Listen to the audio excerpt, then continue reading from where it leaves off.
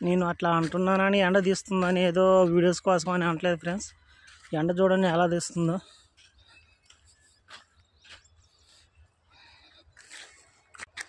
చూడండి ఫ్రెండ్స్, కానొస్తుంది విపరీతమైన ఎండ. ఇక నీడ కూడా, ఎందుకంటే ఏదో అనుకుంటారు కదా, ఏదో ఒకటి వాగుతూ ఉంటాడు అనుకుంటారేమో అనేసి అంటున్నా.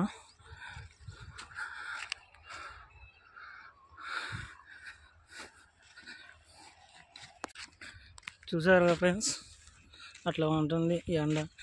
ఎండ మామూలుది ఇట్లా గాలి అన్న తూలితే కొంచెం అందరికీ మిరపకాయలు కోయొచ్చే వాళ్ళకి అందరికీ బాగా సేఫ్టీ ఉంటుంది. కానీ అసలు గాలి తోలట్లేదు, చాలా చాలా ఇబ్బందిగా ఉంటుంది.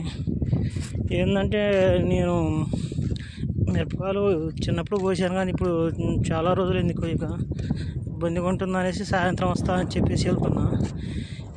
ఇవ గాలి దేవుడి కనుక గాలి తోలితే పాపం చాలామంది ముసలి ఉన్నారు మిరపకాయలు కోయించేవాళ్ళు, వాళ్ళు కొంచెం బాగుంటుంది.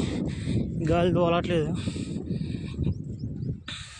ఇప్పుడే కొంచెం స్టార్ట్ అయింది. ఏదో అట్లా కదిలినట్టు గాలి అత్త తోలుతుంది ఇప్పుడే. కానీ చాలా ఇబ్బంది పడతారు. ఎండకి ఎంతమంది చనిపోయేది అర్థం కావట్లేదు.